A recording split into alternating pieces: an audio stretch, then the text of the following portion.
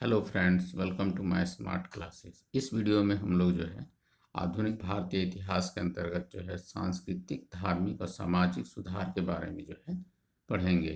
अगर आप इस चैनल में नए हैं तो सबसे पहले इस चैनल को सब्सक्राइब कीजिए और घंटी का बटन जरूर दबाइए। तो चलिए हम लोग जो है इस विषय को शुरू करते हैं। सबसे पहले जो है हम लोग जानेंगे राजा राम मोहन राय के जीवनी के बारे में। तो इनका जन्म जो हुआ था वो 22 मई 1772 को बंगाल के राधापुर गांव में जो है इनका जन्म हुआ था। और 1805 से 1814 तक जो है अंग्रेज ईस्ट इंडिया कंपनी में जो है ये कार्यरत थे। और 1814 में जो है इन्होंने आत्मीय सभा की जो है स्थापना की थी। इसके बाद 1828 और 29 में जो है ब्रह्म समाज की स्थापना कलकत्ता में जो है राजा राम मोहन राय के द्वारा किया गया था। और 1831 में जो है ये इंग्लैंड गए थे क्योंकि मुगल सम्राट अकबर के जो पेंशन से संबंधित कुछ कार्य था। और 27 सितंबर 1833 में जो है इनकी मृत्यु हो गई थी ब्रिस्टल में, और इनकी समाधि भी जो है ब्रिस्टल में ही है।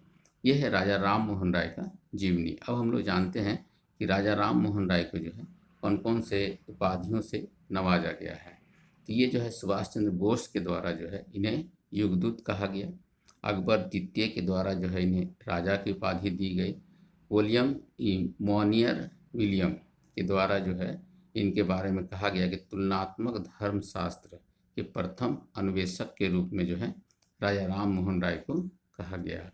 सील के द्वारा जो है विश्व मानवता के विचार संदेशवाहक के रूप में जो है संबोधित किया गया।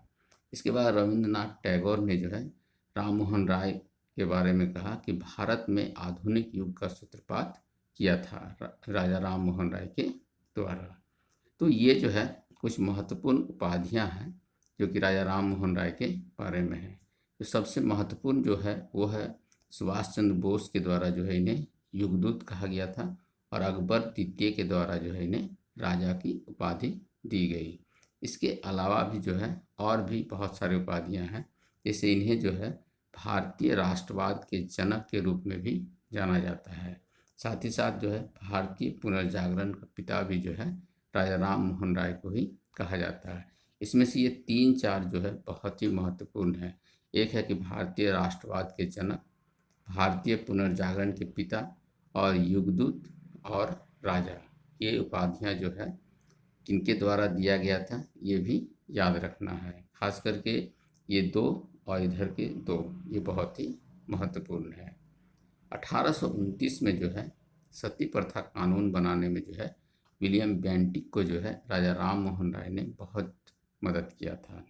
इसके अलावा जो है ऐसा कहा जाता है कि ब्रिटिश संसद द्वारा भारतीय मामलों पर परामर्श के लिए जाने वाले पर पहले भारतीय जो थे कि वो राजा राम मोहन राय ही थे। इसके बाद 1817 में जो है राजा राम मोहन राय जो है के सहयोग से जो है डेविड हेयर ने जो है हिंदू कॉलेज की स्थापना की थी। और 1825 में जो है वेदांता कॉलेज जो है कलकत्ता में स्थापित किया था। इसमें भी जो है राजा राम मोहन राय का बहुत योगदान था। इसके बाद हम लोग देखते हैं कि राजा राम मोहन राय के द्वारा जो है कौन कौन सी प्रमुख पुस्तक और ग्रंथ लिखा गया। इसमें जो पहले जो है ये है प्रिसिप्ट ऑफ जेसेस। ये पुस्तक जो है राजा राम मोहन राय के द्वारा लिखा गया था। इसके बाद है संवाद कौमुदी जो कि बंगला में है। इसके बाद 1822 में जो है मिरातुल अखबार जो कि फारसी भाषा में था, इसका भी जो संपादन जो था वो राजा राम मोहन राय के द्वारा ही किया गया था। इसके बाद है ब्राह्मणिकल अंग्रेजी में जो है इसको प्रकाशित किया गया था। और 1809 में जो है गिफ्ट टू मोनिथिस्ट जो कि तुफात उल मुआहिद्दीन जो कि फारसी पुस्तक था, राजा राम मोहन राय के द्वारा जो है लिखा गया। इसके बाद जो है इन्होंने मूर्ति पूजा की जो है आलोचना की। साथ ही साथ जो है महात्मा यीशु के देवत्व को भी जो है इन्होंने अस्वीकार कर दिया। अब हम लोग जानते हैं कि ब्रह्म समाज का जो है स्थापना कब हुआ था, इसके उद्देश्य क्या थे और क्या क्या घटनाएं घटी थी।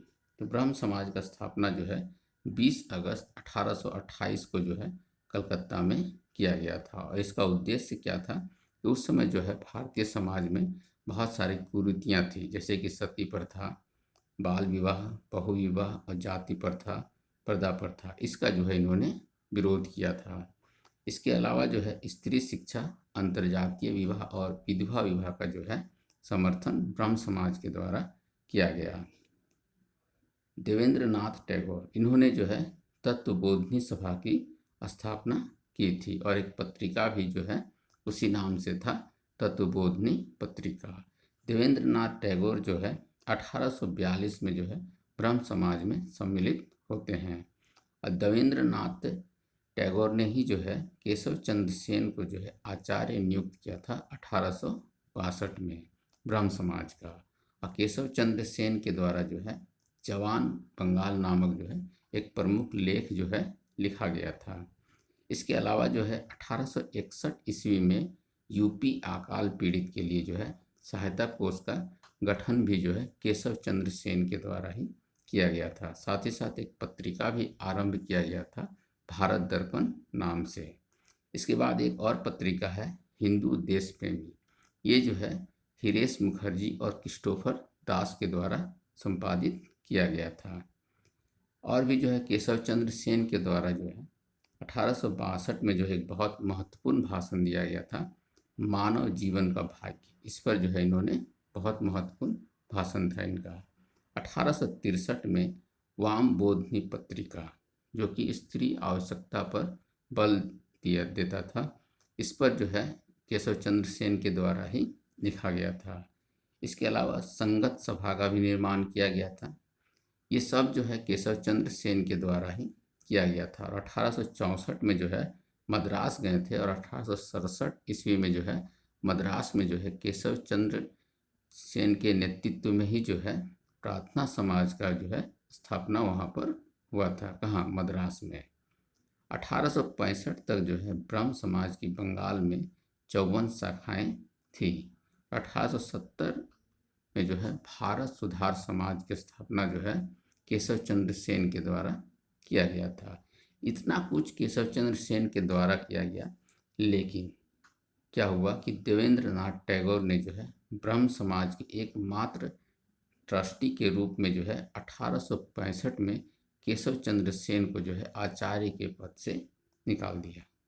इसी कारण से क्या हुआ कि ब्रह्म समाज में पहला जो है फूट शुरू हुआ और यानी कि एक और भाग में जो है वो बढ़ गया। तब क्या हुआ कि केशव चंद्र सेन के द्वारा जो है एक नवीन ब्रह्म समाज का स्थापना किया गया, आदि ब्रह्म समाज, जो कि 1865 में जो है स्थापित किया गया। इसके बाद क्या हुआ कि केशव चंद्र सेन ने जो है 1878 में 13 वर्षीय अल्प आयु पुत्री का विवाह जो है कूच बिहार के अल्पवयस्क महाराज से पूर्ण वैदिक कर्मकांड से कर दिया। अब क्या हुआ कि ये खुद जो है बाल विवाह का समर्थन करती है, एक तरह से कहा जाए। तब क्या हुआ कि एक बार फिर से जो है ब्रह्म समाज में फूट होता है और जो है साधारण ब्रह्म समाज से जो है 1878 में एक नया समाज स्थापित होता है, जिसके सदस्य थे सुरेंद्र नाथ बनर्जी और शिवनाथ शास्त्री। तो इस तरह से जो है हम लोग देखते हैं कि ब्रह्म समाज का स्थापना कैसे हुआ। ब्रह्म समाज कई भागों में बटा भी, और राजा राम मोहन राय के जीवनी के बारे में। इसके बाद हम लोग जानते हैं प्रार्थना समाज के बारे में, जो कि ब्रह्म समाज के विचारधारा से ही प्रेरित था। 1849 में जो है परमहंस सभा का आरंभ हुआ था पहले, उसके बाद 1867 में जो है केशव चंद्र सेन की प्रेरणा से जो है प्रार्थना समाज की स्थापना हुई। और प्रार्थना समाज का स्थापना जो है बम्बई में हुआ था डॉक्टर आत्माराम पांडुरंग के द्वारा। इस समाज की स्थापना के पीछे उद्देश्य क्या था? इसका भी वही सब उद्देश्य था जो कि ब्रह्म समाज का था, जैसे कि जाति पाति का विरोध करना, पुरुष तथा स्त्रियों की विवाह आयु बढ़ाना, विधवा पुनर्विवाह, स्त्री शिक्षा, करीब करीब वही सब उद्देश्य हैं। इसके जो प्रमुख नेता या फिर सदस्य कह सकते हैं प्रार्थना समाज के, वो थे न्यायमूर्ति महादेव गोविंद रानाडे, NG चंद्रवारकर। इसी समाज के द्वारा यानी कि प्रार्थना समाज के द्वारा ही जो है दलित, जाति मंडल, समाज सेवा संघ और डिक्कन एजुकेशन सोसाइटी की भी जो है स्थापना किया गया था। 1861 में जो है महादेव गोविंद रानाडे ने जो है विधवा पुनर्विवाह समिति की भी जो है स्थापना किया था। साथ ही साथ जो है इन्होंने डिक्कन एजुकेशन सोसाइटी की भी स्थापना की थी। अब है आर्य समाज। आर्य समाज का स्थापना जो है दयानंद सरस्वती के द्वारा किया गया था। इनका बचपन का नाम जो है मूल शंकर था। इनका जन्म जो है 1824 में गुजरात के मोरबी में हुआ था और 1860 में जो है मथुरा में जो है स्वामी विरजानंद से जो है इन्होंने वेद और वैदिक धर्म का ज्ञान जो है प्राप्त किया था।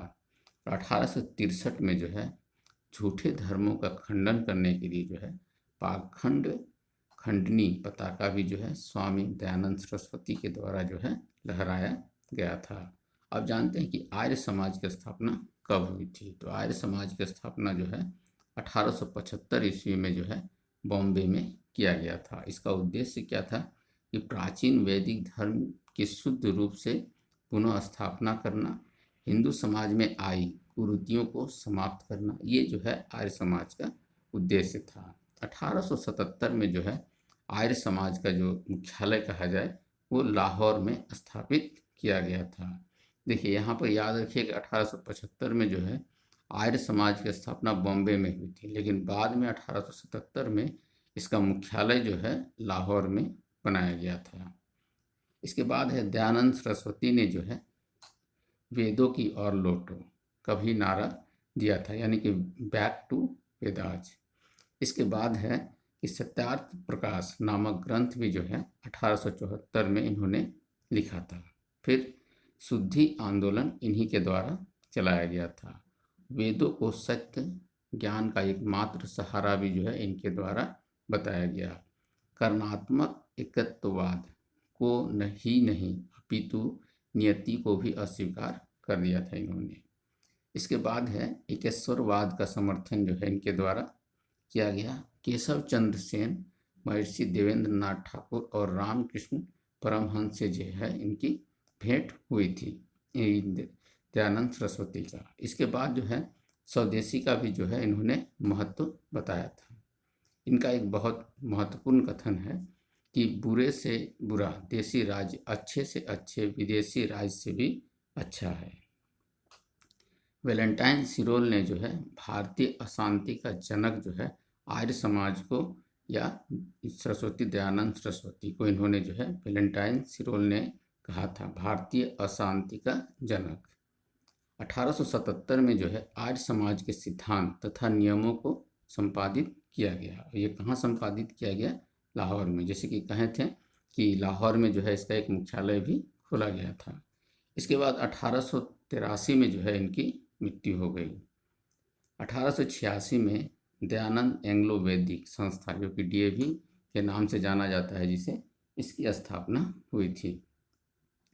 1892-93 में जो है आर्य समाज दो भागों में विभक्त हो गया, खास करके जो है शिक्षा के लेके। एक जो हो गया पाश्चात्य शिक्षा को समर्थित था और दूसरा था गुरुकुल शिक्षा को।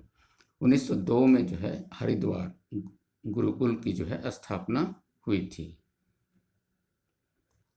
अब हम लोग जानते हैं कि आर्य समाज से संबंधित कुछ महत्वपूर्ण व्यक्तियों के बारे में। तो इसमें जो है सबसे महत्वपूर्ण व्यक्ति जो थे वो थे महात्मा हंसराज, पंडित गुरुदत्त, लाला लाजपत राय और स्वामी श्रद्धानंद। ये सभी का संबंध जो है आर्य समाज से रहा है।